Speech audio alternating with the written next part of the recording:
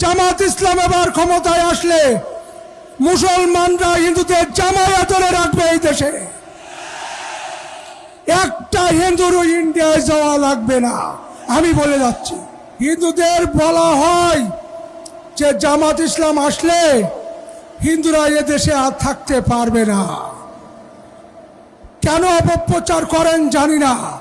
জামাত ইসলাম এবার ক্ষমতায় আসলে মুসলমানরা হিন্দুদের জামায়া ধরে রাখবে এই দেশে। একটা হিন্দুরও ইন্ডিয়ায় যাওয়া লাগবে না, আমি বলে যাচ্ছি। আর আমাদের একদলীয় মহাসচিব উনি কয়েকদিন আগে বললেন যে জামাত ইসলাম বিকাশ নাম্বার নিচ্ছে। আমরা জামাত ইসলাম বিকাশ নাম্বার নিই না। জামাত ইসলাম কখনো টাকা দিয়ে ভোট কেনে না। টাকা দিয়ে ভোট কেনা যায় হাটের গরু, ছাগল, হাঁস, মুরগি। আপনারা আমাদের আসনে চাঁদাবাজির টাকা দিয়ে বস্তার মুখ খুলে দিচ্ছেন নির্বাচন করতে এসে। আমাদের পরেরবার আসন থেকেও বস্তার মুখ খুলে দিয়েছেন, আমার আসন থেকেও টাকার বস্তার মুখ খুলে দিচ্ছেন। পারবেন না, পারবেন না। টাকায় আমাদের মানুষ বিক্রি হবে না। কি টাকায় বিক্রি হবেন?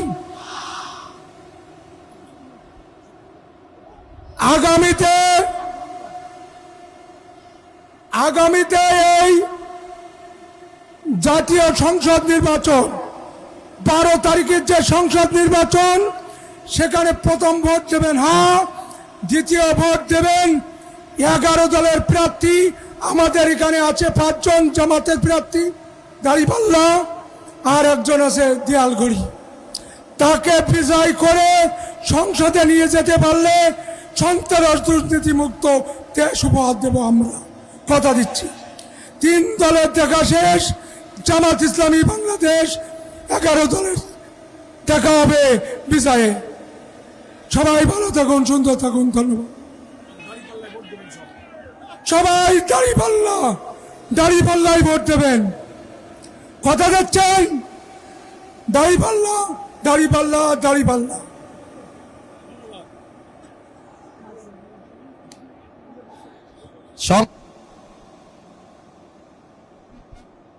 বাংলাদেশ জামাত ইসলামীর সেক্রেটারি জেনারেল, সাবেক এমপি, গণমানুষের নেতা, খুলনা 5 আসনের সংসদ সদস্য প্রার্থী জনাব অধ্যাপক মিয়া গোলাম পরোয়ার, উপস্থিত জামাত এবং বিভিন্ন 11 দলের নেতৃবৃন্দ, সাংবাদিক বন্ধুগণ, উপস্থিত যশোরবাসী, আবারও আপনাদেরকে সালাম।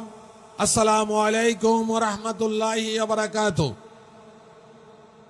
সম্মানিত ভাইরা, 24-এর গণ অভ্যুত্থানের পরে বাংলাদেশ যখন একটি বৈষম্যবিহীন রাষ্ট্র পরিকল্পনার দিকে এগোচ্ছিল, এই মাঠেই বাংলাদেশ জামাত ইসলাম আমির, আমাদের সম্মানিত রাহবার, মানবিক বাংলাদেশ গড়ার কারিগর, দুর্নীতিবিহীন একটি রাষ্ট্র গড়ার কারিগর, আগামীর প্রধানমন্ত্রী এই মাঠে এসে আপনাদের সামনে বক্তব্য রেখেছিলেন। আমি বক্তব্য দিতে অন্যদিকে যাব না, শুধু লোকালি এই স্থানীয় একটি কথা বলতে চাই। আগামীর 12ই ফেব্রুয়ারির নির্বাচনে যশোরবাসী যখন ঐক্যবদ্ধভাবে 11 দলীয় প্রার্থীকে জয়যুক্ত করার সিদ্ধান্ত গ্রহণ করে মাঠে ময়দানে ছচে ফিরছে, তখন সন্ত্রাসী গ্রুপ লেলিয়ে দিয়ে আমাদের বন্ধের উপর অত্যাচার করা হচ্ছে। বিভিন্ন জায়গায় সন্ত্রাসীদেরকে বের করে এনে সন্ত্রাসী কার্যকলাপের মাধ্যমে নির্বাচনকে বাধাগ্রস্ত করা হচ্ছে। সুস্পষ্ট বক্তব্য একটাই, যদি সন্ত্রাসী কার্যকলাপ অব্যাহত রাখা হয়, প্রশাসন যদি যথাযথ পদক্ষেপ গ্রহণ না করে, জামাত ইসলামী তার দাঁত ভাঙা জবাব দেবে ইনশাআল্লাহ। আমরা মা বোনদের ইজ্জত রক্ষাতে বদ্ধপরিকর। সুতরাং আমাদের মা বোনদের উপর যদি অত্যাচার করা হয়, নির্বাচনের বাধাগ্রস্ত করা হয়, সেখানেও আমরা দাঁত ভাঙ্গা জবাব দেব ইনশাআল্লাহ। সম্মানিত ভাইরা, নির্বাচন ধান প্রান্তে 12 ফেব্রুয়ারিতে সারা বাংলাদেশে জামাতের পক্ষে একটি গণজোয়ার তৈরি হয়েছে, যশোরও গণজোয়ার তৈরি হয়েছে। আপনারা সঠিকভাবে সঠিক সময়ে ময়দানে গুরুত্বপূর্ণ ভূমিকা পালন করবেন ইনশাআল্লাহ। 12 ফেব্রুয়ারি পর্যন্ত নির্ঘুম রাত্রি কাটাতে পারবেন কে কে? হাত তোলেন। আজ থেকে নির্বাচনের শেষ দিন, রেজাল্ট ঘরে ফিরে বাড়িতে এসে আল্লাহর দরবারে দোয়া করে সেজদা দিবেন কারা কারা? হাত তোলেন। ইনশাআল্লাহ যশোরে বাংলাদেশ জামাত ইসলামী তথা 11 দলে ঐক্যের জয় ঘটবে এই আশাবাদ ব্যক্ত করে আপনাদের আগাম সালাম জানিয়ে আমি আমার বক্তব্য শেষ করছি। আসসালামু আলাইকুম ওয়া রাহমাতুল্লাহি ওয়া বারাকাতুহু। সংগ্রামী যশোরবাসী, আজকে ঐতিহাসিক জনসভায় পর্যায়ে নির্বাচনী দলের সঙ্গীত পরিবেশন করছেন প্রখ্যাত শিল্পী অ্যাডভোকেট রকনুজ্জামান। আমরা এই জনসভা স্থলের দক্ষিণ পাশে 1 এবং 2 নম্বর গেটে যারা আছেন ভলেন্টিয়ার ভাইদেরকে বলবো দ্রুত জায়গাটা একটু ফ্রি করে দেওয়ার জন্য। অনেক বেশি ওখানে জনগণ শিক্ষা গ্রহণ করতে হবে। বদরের যুদ্ধে 313 জনের বিরুদ্ধে 1313 জন আমাদের মুসলমান 1000 কাফেরের বিরুদ্ধে জয়ী হয়েছিল আল্লাহ সাহায্য পাবার কারণে। আল্লাহ সাহায্য পেতে গেলে সূরা আল ইমরানের 139 নম্বরে বলা হয়েছে, বিজয় তোমাদের পায়ের উপর এসে পড়বে যদি তোমরা মুমিন হতে পারো। সূরা মুমিনুন 23 নম্বর সূরার প্রথমে মুমিনের গুণাবলী দেয়া আছে। আমরা সবাই যদি 2-1টা কম থাকে আজকে শিখে নেব এবং 2-1 দিনের মধ্যে সবাই আমরা মুমিনের গুণাবলী অর্জন করব, তাহলে আল্লাহর সাহায্য পাওয়া যাবে ইনশাআল্লাহ। হুনাইনের যুদ্ধে যখন ইসলামী রাষ্ট্র কায়েম হয়ে গিয়েছিল তখন মুসলমানদের মধ্যে অহংকার এসে গিয়েছিল। তাদের সংখ্যাধিক্য বেশি ছিল, কিন্তু সেই যুদ্ধে তারা হেরে গিয়েছিল কারণ অহংকার এসে গিয়েছিল।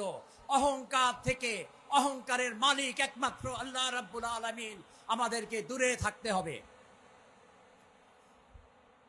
ওহদের যুদ্ধে মুসলমানরা হেরে গিয়েছিল, জিততে জিততে হেরে গিয়েছিল, কারণ আনুগত্য করা হয় নাই, আপনার আমিরের আদেশ সেখানে পালন করা হয় নাই। আমাদেরকে যে আদেশ দেয়া হবে সেটাকে সম্পূর্ণভাবে পালন করতে হবে। রাজি আছেন ইনশাআল্লাহ? খন্দকের যুদ্ধে মুসলমানরা জয়ী হয়েছিল হিকমতের মাধ্যমে, স্ট্র্যাটেজি প্ল্যানিং। যে প্ল্যানিং আপনাদেরকে দেয়া হবে সেটা পছন্দ না হলেও সংগঠন থেকে যেটা দেয়া হবে সেটাকে পালন করতে হবে ইনশাআল্লাহ। 4টা মূলনীতির মাধ্যমে আমরা 11 দল একত্রিত হয়েছি। প্রথম হলো দুর্নীতির মূল উৎপাদন করতে হবে।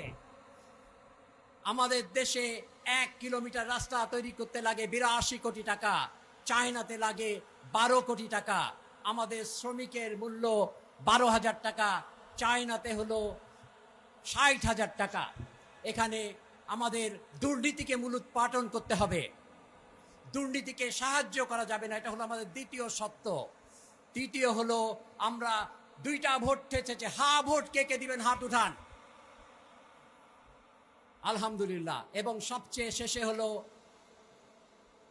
জি জি তাই সবশেষে আমরা 4টা শিক্ষা নেব, 4টা মূলনীতিকে আমরা স্মরণ করব। স্বাধীনতা, সার্বভৌমত্বের কোনো কম্প্রোমাইজ নাই এবং আমরা একটা সহিংসতা মুক্ত একটা সমাজ